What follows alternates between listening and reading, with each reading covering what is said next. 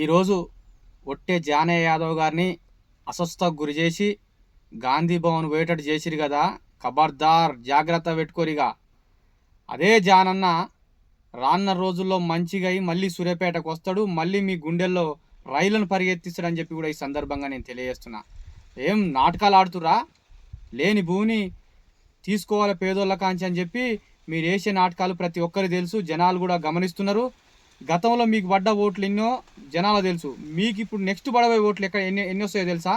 మీకు డిపాజిట్లు కూడా దక్కవని చెప్పి కూడా ఈ సందర్భంగా నేను తెలియజేస్తున్నా.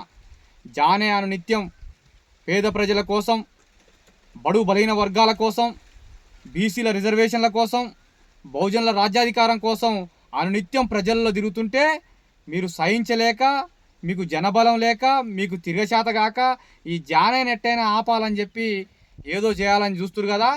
ఖబర్దార్ బిడ్డలారా, ఏమనుకుంటురో మరే. ఇకనన్నా జాగ్రత్త ఉండ్రి. మా పైన ఏదైనా కుట్రలు చేయాలంటే మా జనాభా శాతం ఎంతనో తెలుసా? గట్టిగా పోస్తే మీరు కొట్టుకపోతారు. గమనించుకోరి. ఇకనన్నా బుద్ధి తెచ్చుకొని రాజకీయంగా ఎదుర్కోరి. ఏమన్నా కావాలంటే రాజకీయంగా చూసుకున్న దారి. ఏదో అధికారం అండా ఉంది, మేము అధికారంలో ఉన్నాం అని చెప్పి ఏదైనా చేయగలుగుతాం అని అనుకుంటారేమో.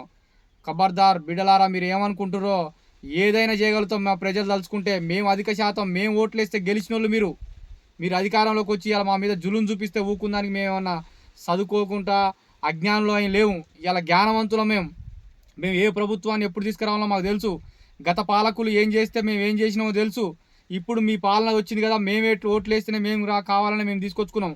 రేపన్నాడు మిమ్మల్ని బొంద పెడతాం, మా రాజ్యాధికారాన్ని తీసుకొస్తాం అని చెప్పి కూడా సందర్భంగా తెలియజేస్తున్నా. ఓ ఎస్సీ ఎస్టీ బీసీ ప్రజలారా, గమనించండి. ఈరోజు ఒట్టే జానయ్య యాదవ్ మీద దాడి జరిగింది, రేపు నీ మీద జరుగుతుంది, తర్వాత నా మీద జరుగుతుంది. మన భూములన్నీ కబ్జాలకు గురి అవుతాయి. మరి ఈ దోపిడీదారులను, ఈ పెత్తందారులను, ఈ కబ్జాకోర్లను వీళ్ళందరినీ కూడా దూరం పెట్టవలసిన అవసరం ఉంది.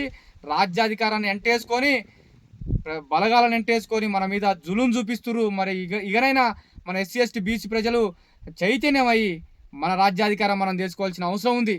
మంచి కాన్నే వాళ్ళు ఉంటారు, చెడు కాడ మనోళ్ళం పెడతారు. మీరు గమనించండి. ఆడ పెద్దగా ఏదైనా మంచి పని చేసినట్టయితే ఒక రెడ్డి ఆయనను పెట్టి, ఒక మంత్రిని, రెడ్డి మంత్రిని పెట్టి, ఇగో మేము ఈ పని చేసినాం, వీళ్ళకి ఇల్లు ఇచ్చినాం, వీళ్ళకి పైసలు ఇచ్చినాం అని చెప్పగలుగుతారు. మన బీసీలను, ఎస్సీలను, ఎస్టీలను మంత్రులను పెట్టి ఆ పని చెప్పనియరు. ఎందుకంటే అమ్మో వీళ్ళేదో ఇచ్చినట్టు అని చెప్పి చెప్పుకుంటారు అని చెప్పి మనోళ్ళని చెప్పనీయకుండా అక్కడున్న రెడ్డి ఆయన మంత్రిని పెట్టి మేము మంచి చేసినాం, ఈ పని ఇచ్చినాం, ఈ ఇల్లు ఇచ్చినాం, ఈ రేషన్ కార్డు ఇచ్చినాం అని చెప్తారు. ఇక ఏమి లేని కాడే మొన్న పవన్ కళ్యాణ్ తిట్టాలి కదా. పవన్ కళ్యాణ్ మీద మాట్లాడింది ఎవరు? మా పొన్నం ప్రభాకర్ మా బీసీ బిడ్డ, మా ఇక్కడ ఉన్న మందుల స్వామిలు మా ఎస్సీ బిడ్డ. అగ్రకులాలు వచ్చి ఎందుకు మాట్లాడవు? ఎందుకంటే ఆ పవన్ కళ్యాణ్ ఓట్లు ఏమైనా ఉంటే పోతేమో, మళ్ళీ ఓడిపోతేమో.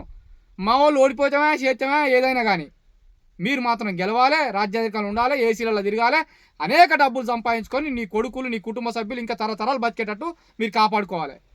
ఇకనైనా ప్రజలారా, ఓ బహుజన మిత్రులారా, మనం మేల్కుందాం, మన రాజ్యాధికారాన్ని తీసుకొద్దాం. మనం ఒట్టే జానయ్య ఏమంటే ఉండాలి. గతంలో పాలకులు ఒట్టే జానయ్యని అనేక కేసులు పెట్టి ఇబ్బందులు పెట్టిరు. ఇప్పుడు నేడున్న ప్రభుత్వం కూడా అదే ఇబ్బందులు పెట్టి జానయ్య నెట్టరిక్కడి నుంచి ఎలగొట్టాలనే ప్రయత్నం చేస్తుంది. మరి జానయ్య పోయేటోడు కాదు, గట్టి వ్యక్తి. ఆ రోజు ఒక ఆయన కాంగ్రెస్ పార్టీలో ఉన్న ఒక అగ్రకులం ఆయన అన్నాడు, ఈడు గట్టి మనిషిని, ఆయన ఎమ్మటి ఏది చేసినా తట్టుకోగలుగుతాడు అని చెప్పి ఒక ఆయన అన్నాడు.